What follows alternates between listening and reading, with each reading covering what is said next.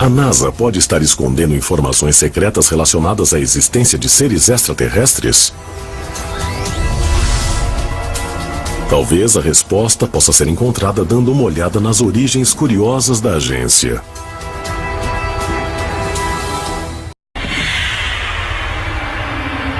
Se os relatos de cientistas treinados são verdadeiros, isso é prova de que uma inteligência extraterrestre tenta nos contactar.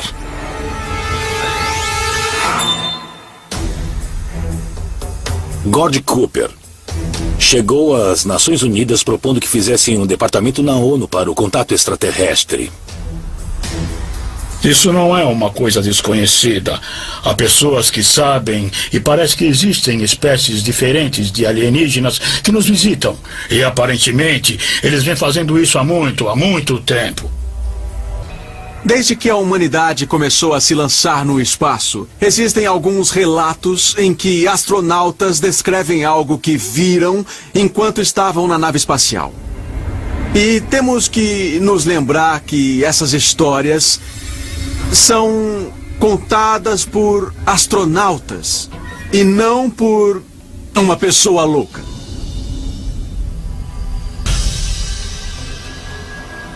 Mas astronautas americanos não são os únicos viajantes do espaço que relatam encontros de outro mundo. Em 1985, os astronautas soviéticos a bordo da Salyut-7 dizem ter visto 7 seres celestiais orbitando a Terra. 6 astronautas dizem que, quando olharam pela janela da estação espacial, viram o que descrevem como anjos com asas rodeando a nave. Vídeo de simulação da Salyut-7. Eles viram seres luminosos parecendo gente, mas que tinham asas estranhamente e estavam no espaço. Então você tem que pensar, o que aconteceu lá? Esses anjos seriam algum tipo de extraterrestres com roupas espaciais ou com campos em torno deles? Eles investigavam a estação espacial soviética e, de repente, simplesmente desapareceram? 29 de julho de 1958. Em reação ao lançamento bem-sucedido do satélite espacial soviético Sputnik, o presidente Dwight Eisenhower assina a Lei Nacional de Espaço e Aeronáutica, fundando oficialmente a NASA.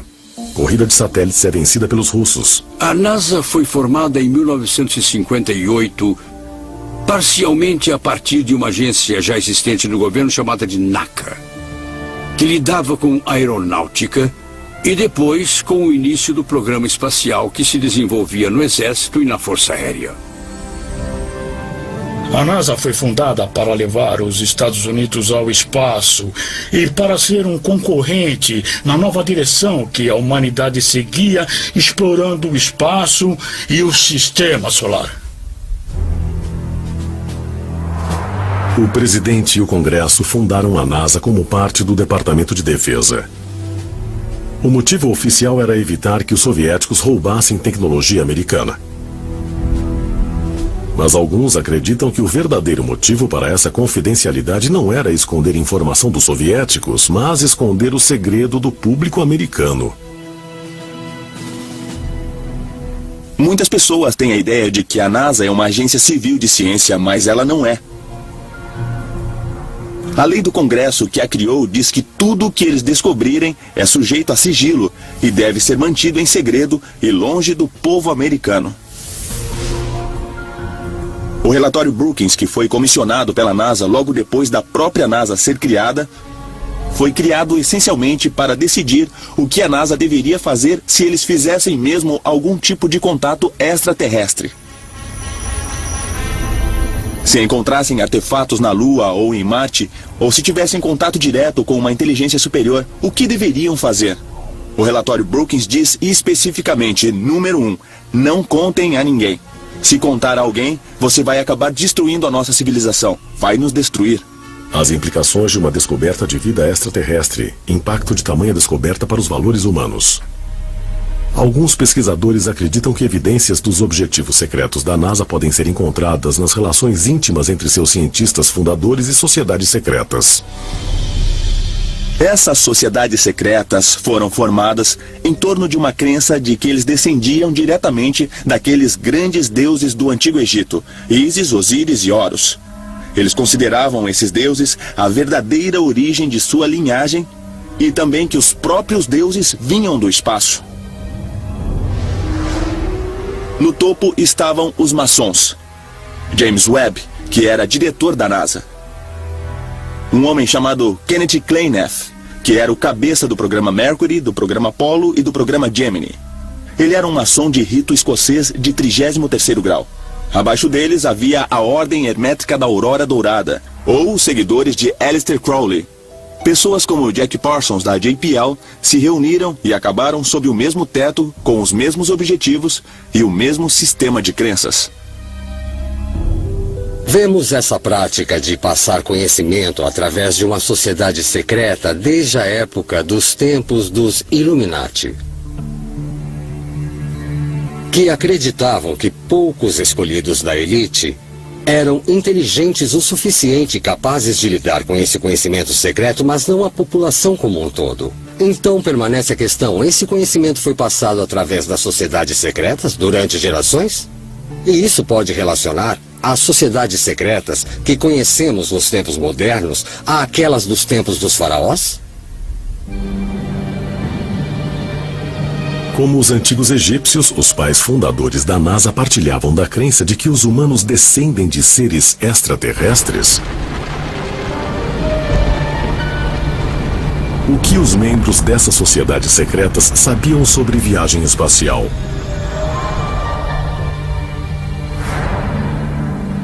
E como os antigos influenciaram seu trabalho? Aqueles que suspeitam que os oficiais da NASA operavam uma missão secreta apontam para o uso repetido do número 33. Um número simbólico extremamente importante em sociedades secretas. Se você observar a primeira pista de aterrissagem em Cabo Canaveral, onde aterrissavam aeronaves e um dia chegaria o ônibus espacial, essa pista era de número 33. Se você observar a plataforma de lançamento em White Sands, no Novo México, a única plataforma de lá é a de número 33.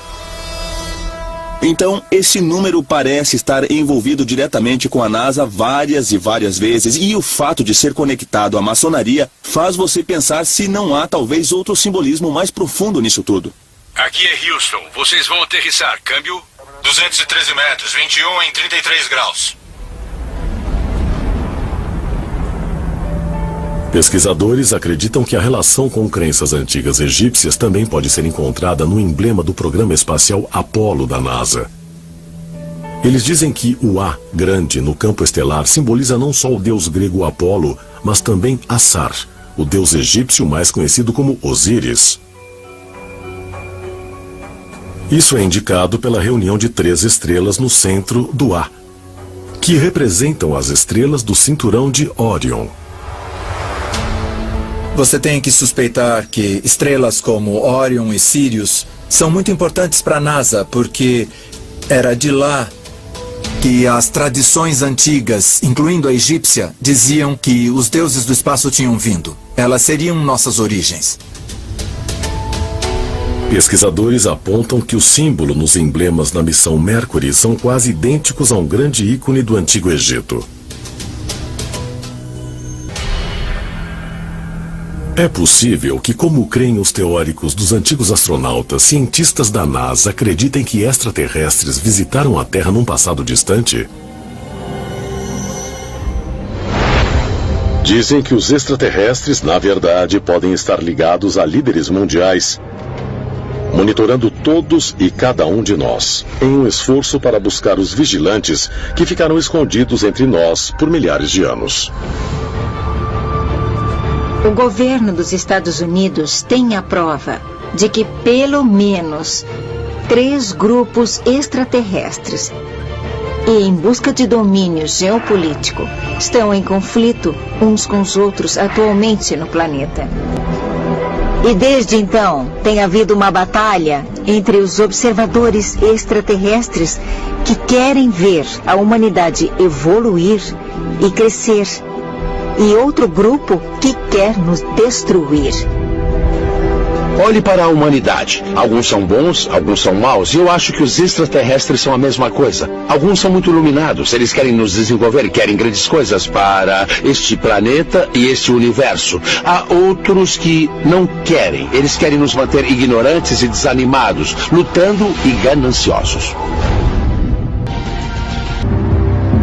Washington disse: após 5 dias de depoimentos de peritos na audiência aberta ao público, afirmações impressionantes com relação ao envolvimento de extraterrestres com a raça humana foram partilhados com ex-membros do Congresso.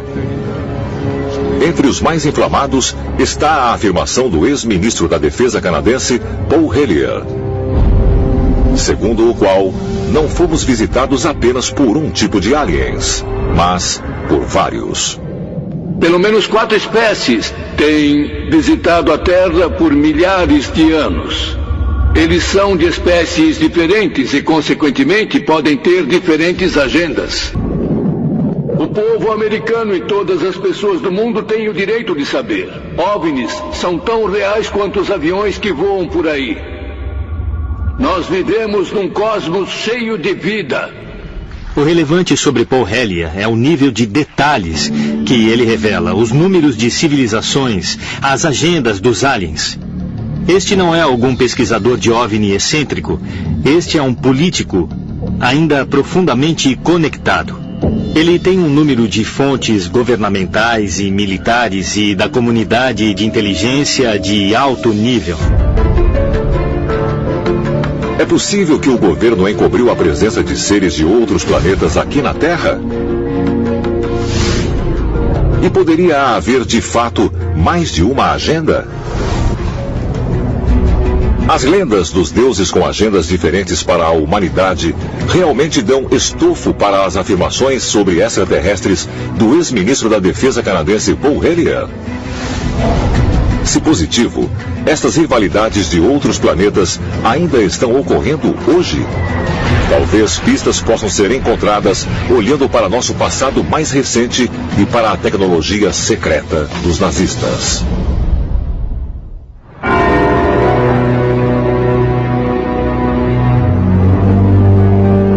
Londres, Inglaterra, 1939. O ex-oficial nazista Hermann Hoschening publica um livro chamado Hitler Fala. Nele, revela algumas conversas chocantes que ele afirmou ter tido com Adolf Hitler. Conversas sobre contato com inteligências não humanas. A coisa surpreendente é que Adolf Hitler foi basicamente o que chamaríamos hoje de um contato OVNI. Ele afirmou que tinha tido pessoalmente pelo menos um contato ou encontro com esses assim chamados super-homens. Eles os chamaram de super-homens ou de super-homens ocultos, mas basicamente foi um contato com essas super-pessoas que os estavam guiando. Dizem que há seres que manipulam segmentos da humanidade para poderem impor suas próprias vontades. E, portanto, são eles que influenciam nações para irem à guerra e para lutar por seus propósitos e suas determinações.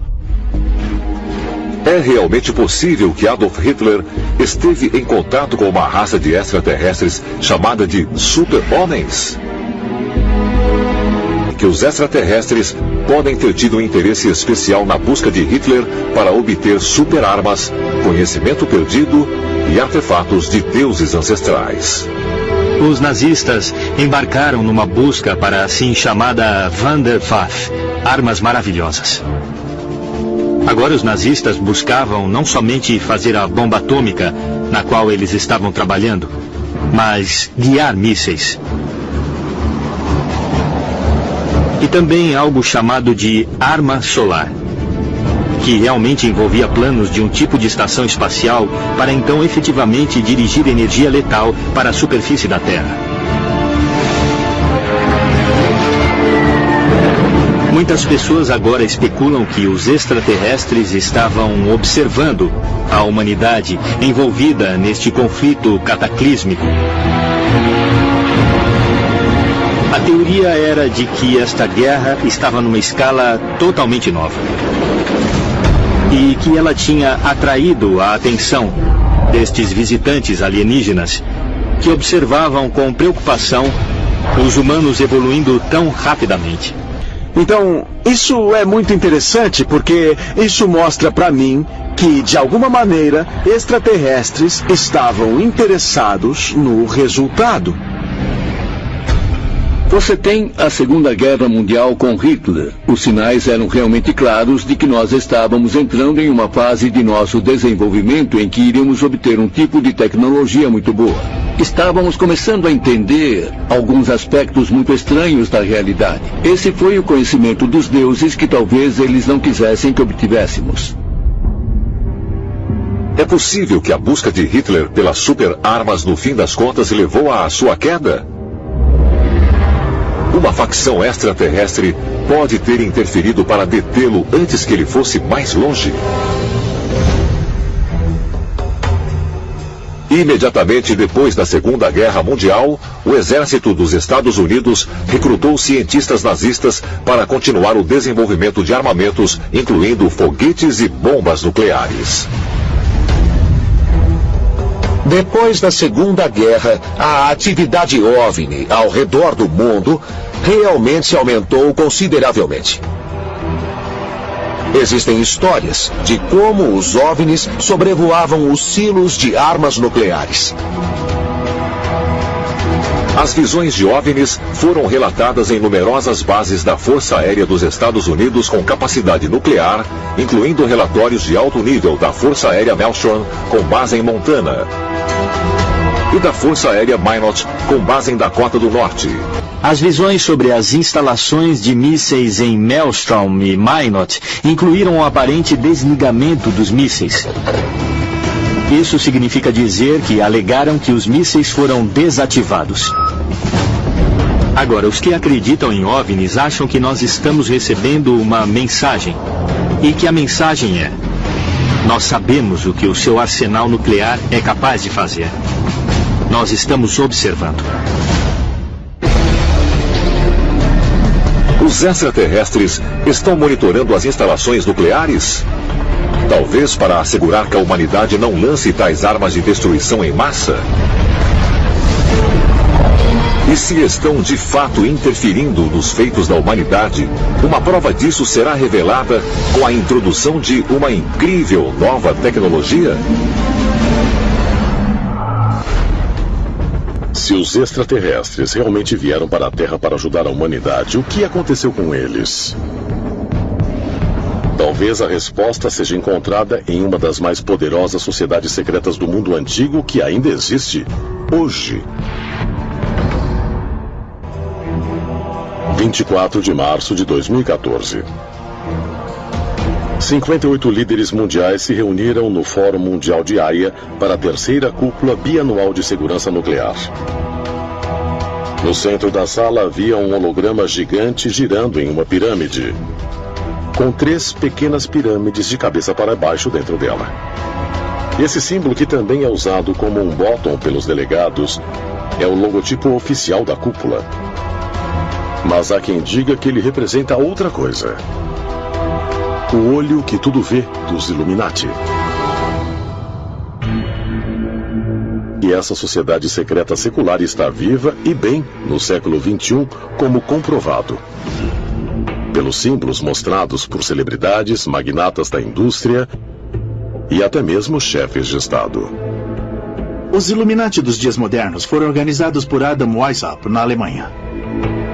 Ele formulou planos para que seu grupo pudesse se infiltrar em todos os poderes fundamentais da sociedade, nas esferas políticas, financeiras e midiáticas no final de 1700. Quando falamos sobre os Illuminati hoje, falamos sobre a sociedade secreta mais poderosa que existe.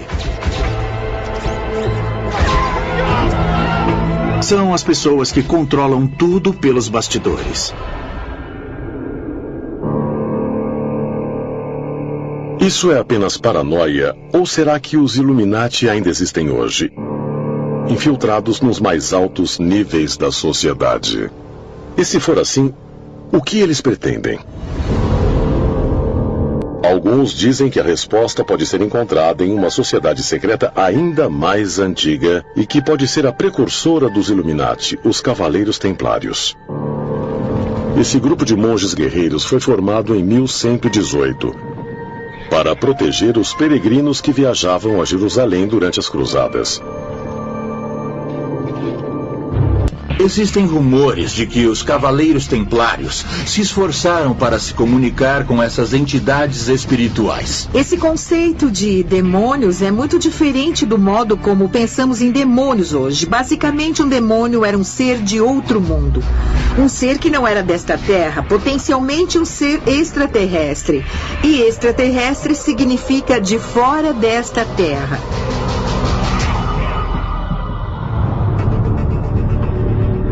Teriam sido os templários realmente influenciados por alienígenas mal interpretados como seres espirituais? Alguns teóricos dos antigos astronautas dizem que os Cavaleiros Templários estavam em contato com os mesmos extraterrestres, conhecidos nos tempos bíblicos como os Vigilantes. E como evidência, eles apontam para um dos símbolos mais proeminentes dos Templários, o mesmo símbolo que estava virtualmente presente na cúpula de segurança nuclear. O olho que tudo vê. Esse símbolo, que às vezes é apenas um olho, mas muitas vezes aparece como um olho dentro de uma pirâmide, foi usado pelos antigos egípcios, Cavaleiros Templários, Rosa-Cruzes, Maçons, Illuminati, e está até incorporado no Grande Selo dos Estados Unidos. É um símbolo mais comumente interpretado pelo significado de que alguém ou alguma coisa está nos observando. É possível que o curso da humanidade esteja sendo guiado desde o início por uma agenda alienígena. Seres extraterrestres monitoraram nosso progresso por milhares de anos, às vezes nos ajudando a avançar e em outras vezes nos mantendo atrasados. Estaremos finalmente alcançando o ponto em nosso avanço tecnológico, onde esses visitantes alienígenas não podem mais existir entre nós incógnitos. Talvez os retrocessos através da nossa história aconteceram para assegurar que nós estejamos preparados para a revelação completa, e que somente então seríamos autorizados a descobrir nosso potencial e a nos reunir com os nossos ancestrais alienígenas.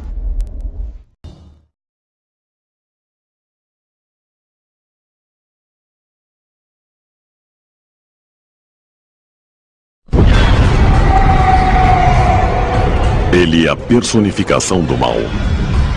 O Satanás é a fonte da tortura, da morte e da destruição. Ele é o governador do inferno. Ele ficou arrogante e perdeu a sua posição celestial. Ele foi expulso dos céus e caiu. Satanás comanda um exército de demônios unidos em uma busca de vingança para destruir a humanidade. Ele é chamado de Satanás, Lúcifer, de diabo. E seu nome evoca imagens horríveis de um demônio com chifres, tendo como único objetivo corromper e destruir a humanidade. Satanás é retratado como o inimigo de Deus, que tenta destruir as pessoas boas para fazer com que elas se tornem ruins, impedindo-as de serem salvas e de irem para o céu, de modo que possam ir para o inferno, onde ele está no comando.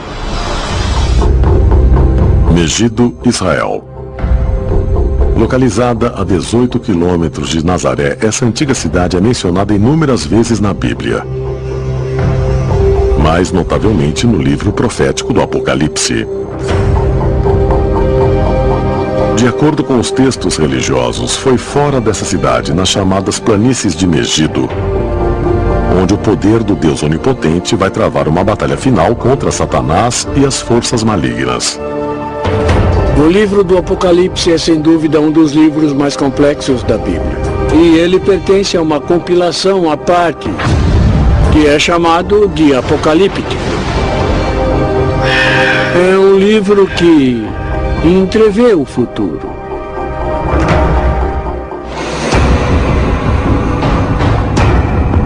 Ali há uma batalha que será travada em um vale em Israel, que se chama Megido, ou Har Megido.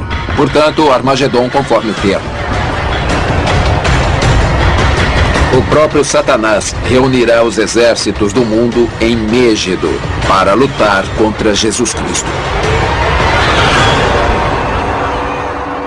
Satanás assume uma aparência mais física. Usa diversas tecnologias para escravizar cada vez mais a humanidade. E, por fim, ele se transforma basicamente em uma força geopolítica, essencialmente um ditador do mundo todo. O livro do Apocalipse descreve ainda que essa batalha será travada no céu e na terra. Os anjos vão descer do céu. Os demônios vão se espalhar por toda a terra para fazer uma destruição com espadas de fogo. E o Deus Todo-Poderoso vai fazer cair a devastação sobre a terra. O livro do Apocalipse é um documento bem assustador se o estudarmos e ficarmos pensando que essas coisas podem acontecer. Quero dizer, se você olhar para o que acontece no livro, temos cataclismos na terra, temos terremotos, chuva de fogos sobre a terra, anjos batalhando no céu.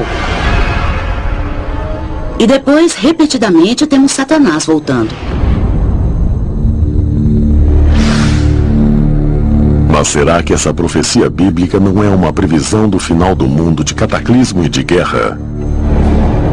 Haverá uma interpretação ainda mais profunda? O livro do Apocalipse nos fornece algumas das mais claras representações do que muitos modernos chamariam de atividade extraterrestre. Pense nisso. Temos seres sobrenaturais que voam através do cosmos, tocando trombetas, lançando fogo sobre a Terra. Temos um grande conflito entre a luz e as trevas, entre o bem e o mal.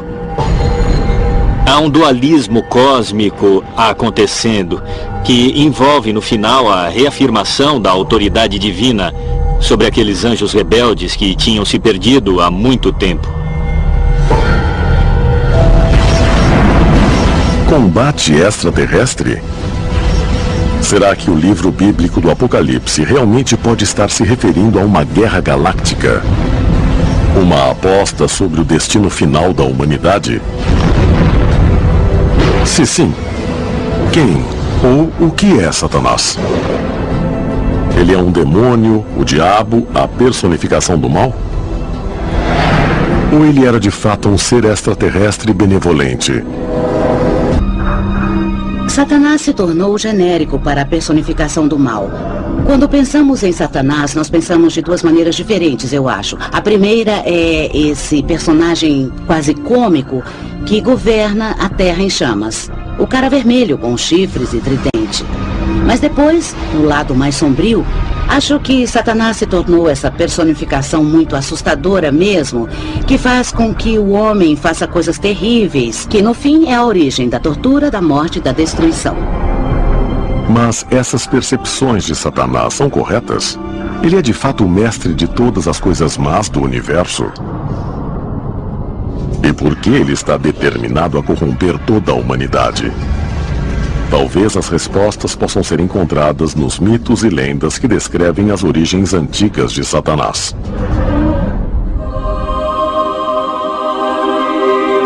No começo, Satanás era um dos anjos que foi criado por Deus antes da criação do universo físico. E basicamente havia uma esfera de anjos ao redor de Deus, contemplando ao Senhor. E Satanás naquela época era Lúcifer, ou a estrela d'alva, que era o mais iluminado dos anjos. Satanás é um dos arcanjos. Ele é um dos anjos mais elevados, da mais alta hierarquia, um dos mais belos, o mais amado. Ele é amado por Deus, é um portador da luz. Quando Deus criou o homem à sua imagem, ele ordenou que todos os anjos adorassem a sua imagem no homem, e Satanás se recusou. Ele disse, olha, são pessoas de lama, nós fomos feitos de fogo, eu não vou fazer isso. Então ele foi expulso. Ele ficou arrogante, ele começou a desafiar Deus. E por causa dessa arrogância, perdeu a posição celestial dele. Foi expulso do céu e caiu. Quando Lúcifer foi expulso do céu, foi abruptamente e por completo. E ele foi expulso para a Terra para ficar aqui até o fim dos tempos.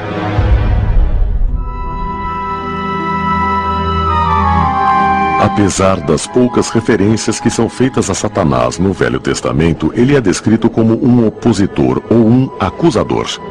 E geralmente é reconhecido por ter sido a inspiração da serpente no Jardim do Éden. Uma das grandes histórias bíblicas é sobre Adão e Eva no jardim. Sabe, nós temos a imagem da cena de um belo jardim, com Adão e Eva em sua inocência, somente apreciando a Deus e um ao outro, nessa bela criação.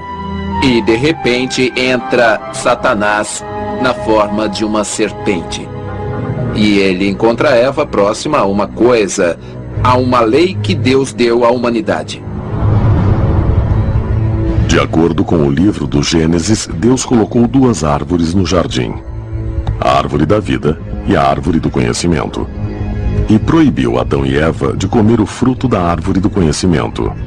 Satanás convenceu Eva a comer o fruto da árvore do conhecimento do bem e do mal. E Eva convenceu Adão a fazer isso, e de repente vimos que a personalidade deles mudou totalmente. Antes de comer o fruto proibido, Adão e Eva não tinham pecado. Isso significa que a única lei que Deus deu a eles tinham obedecido.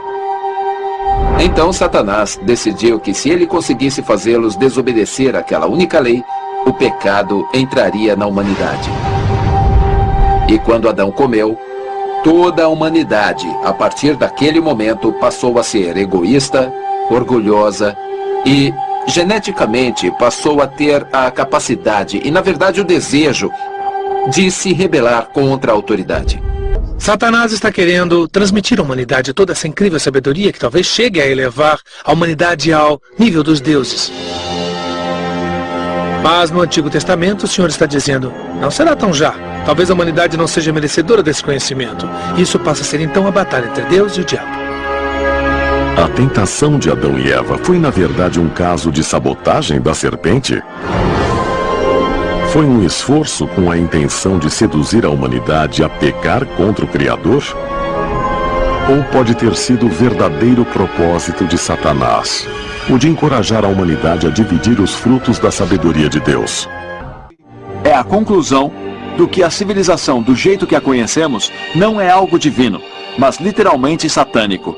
Foi Satanás que nos deu as ferramentas da civilização. E se for isso, pode-se encontrar mais uma evidência examinando outros mitos e lendas antigas? Na antiga Suméria, você tem essas histórias muito curiosas dos Anunnaki. Os Anunnaki eram metade homem e metade Deus, que desceram das estrelas. Estavam dando instruções aos sumérios sobre as diversas artes da civilização. Eles eram muito esquisitos de olhar. Tinham cabeças alongadas. Eram quase como pessoas do tipo insetos. Ou o que eles chamam de feições reptilianas, por assim dizer. Ou fisionomia de serpente. Foi como os vigias foram mencionados na Bíblia.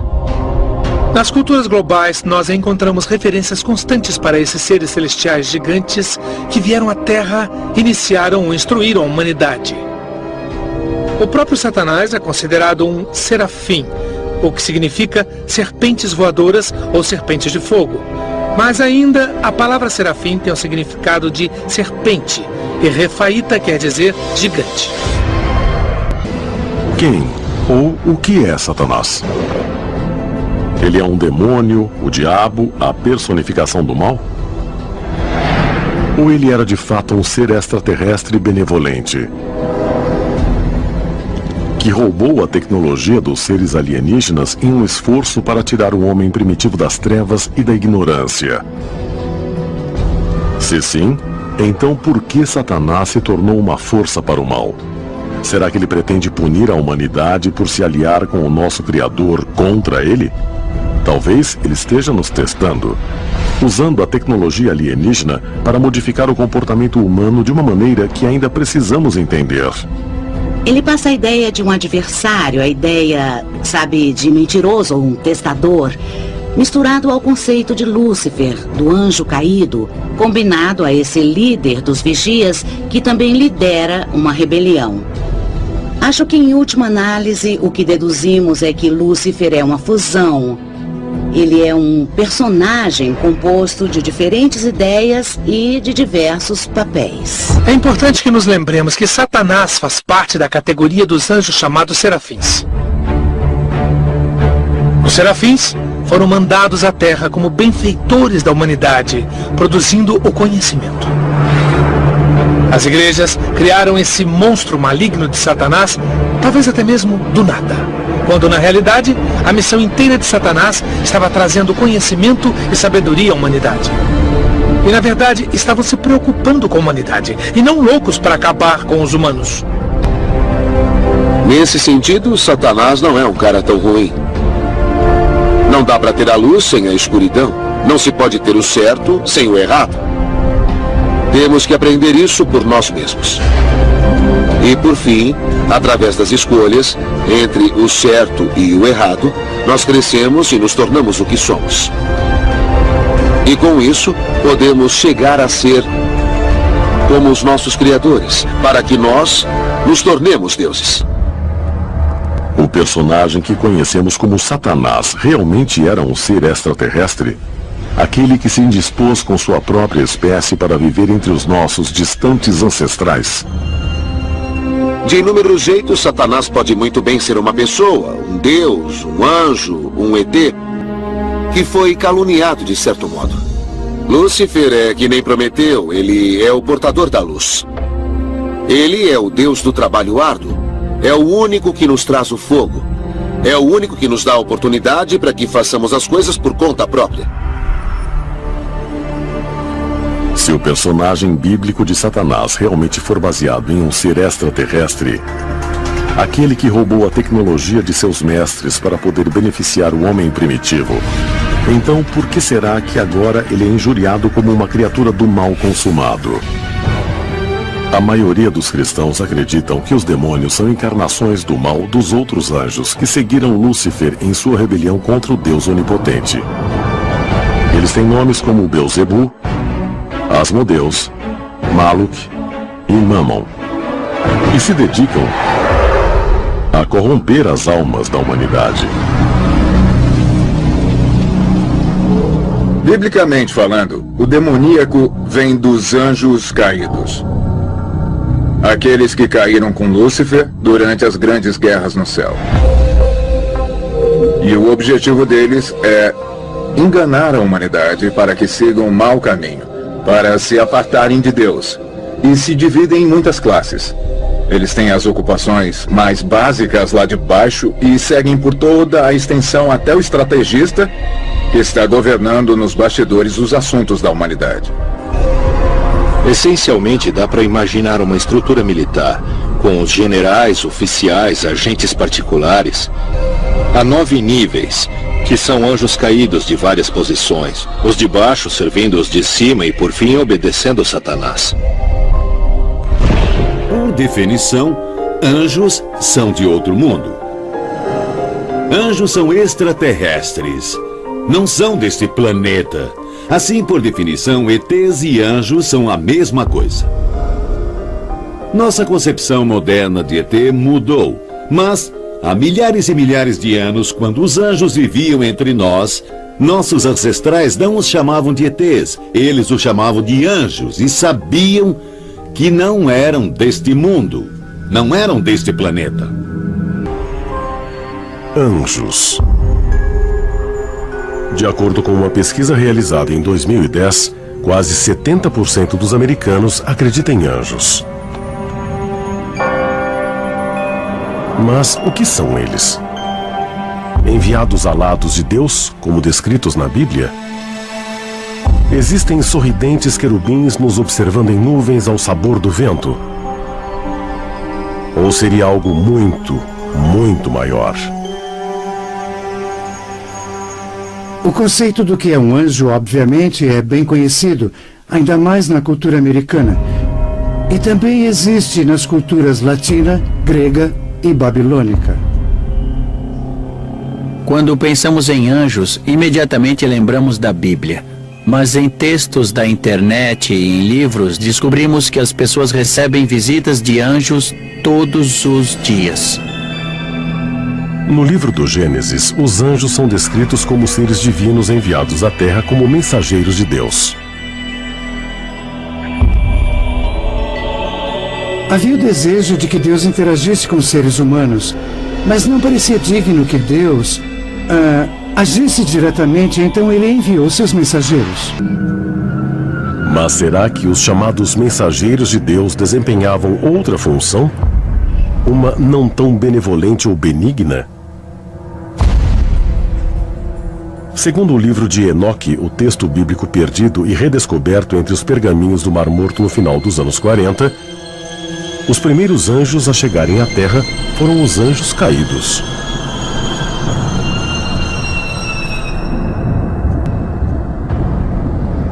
Foi no Monte Hermon que os anjos caíram do céu, que os anjos caídos vieram habitar a terra. Eles queriam tomar o poder e, por causa disso, foram expulsos do céu, jogados na terra. Agora, para mim, parece mais um caso de rebelião em que os extraterrestres vieram para a Terra, houve um desentendimento e eles se dividiram em duas facções diferentes. O grupo que decidiu se separar é aquele a quem hoje nos referimos como anjos caídos. Enoque acreditava em anjos caídos e em visitas divinas, mas tudo que ele diz em suas escrituras parece lembrar, para mim, visitas extraterrestres. A nave que ele viu, a montanha em que ela pousou e o jeito que eles o conduziram e contaram coisas. Tanto o livro de Enoque quanto a Bíblia hebraica dizem que os anjos caídos agiram contra a vontade de Deus e se miscigenaram com os humanos. No Gênesis 6, fala dos filhos dos deuses, deuses no plural, copulando com as filhas dos homens. E há uma certa conotação maligna nisso. Como os anjos podem fazer sexo? Enoque descreve o ato. Alguns extraterrestres ficaram na Terra, tiveram relações sexuais com nossas mulheres, e isso está escrito no livro de Enoque. Não é invenção minha. Enoque nunca os chamou de deuses, mas de guardiões do céu ou vigilantes. De acordo com textos antigos, além de copular com as mulheres da terra, os anjos caídos geraram uma grande prole, os Néfilins, uma raça de gigantes similares aos retratados na história de Davi e Golias. Mas estudiosos da antiguidade sugerem que o uso do termo gigantes é equivocado e teorizam que a palavra não se refere à estatura física dos Néfilins, mas aos seus poderes sobrenaturais. Eles eram gigantes? Ou essa é a palavra errada e a palavra certa deveria ser extraterrestres?